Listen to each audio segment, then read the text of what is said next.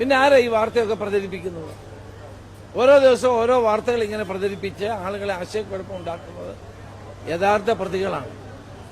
ഇടതുപക്ഷം മാർക്സിസ്റ്റ് പാർട്ടിക്കാരാണ് യഥാർത്ഥ പ്രതികൾ. 3 നേതാക്കന്മാർ ജയിലിൽ കിടക്കുകയാണ്. അപ്പോൾ ശ്രദ്ധ തിരിച്ചുവിടാൻ വേണ്ടിയിട്ടാണ് ഇത്തരം വാർത്തകൾ പുറത്തു വരുന്നത്.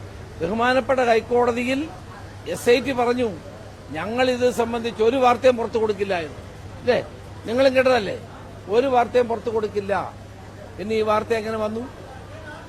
എങ്ങനെയാണ് സംഭവം ഇത് പുറത്തു വരുന്നത്? അന്വേഷണം നടക്കുന്നേ ഉള്ളൂ. ഇനിയും കുറെ ദിവസം കൂടി നീട്ടി ചോദിച്ചിരിക്കുന്നു. SIT ഹൈക്കോടതി പറയുന്നു ഞങ്ങൾ ഈ വാർത്ത പുറത്തു കൊടുക്കില്ല എന്ന്. ഇപ്പം മന്ത്രി രാജീവിന് അറിയാമായിരിക്കും ഇതാരാണ് ഈ വാർത്ത കൊടുത്തത്. നിങ്ങൾ അദ്ദേഹത്തോട് ചോദിക്കുക.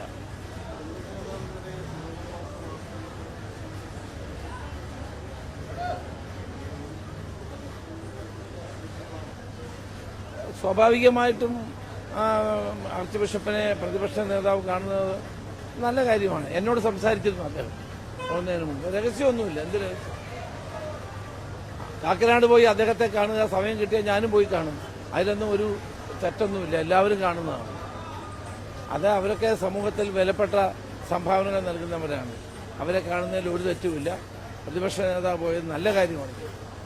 അല്ലാതെ അത് ഒരു രഹസ്യ സ്വഭാവമില്ല, അങ്ങനെയൊന്നുമില്ല.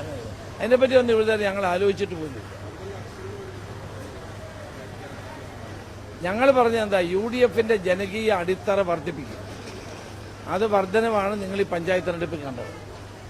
അത് കക്ഷികളല്ല, വ്യക്തികളും സമൂഹങ്ങളും ഒക്കെ വരുന്നതാണ് UDFന്റെ ജനകീയ അടിത്തറ വർദ്ധിക്കുന്നു എന്നുള്ളതിന്റെ അർത്ഥം.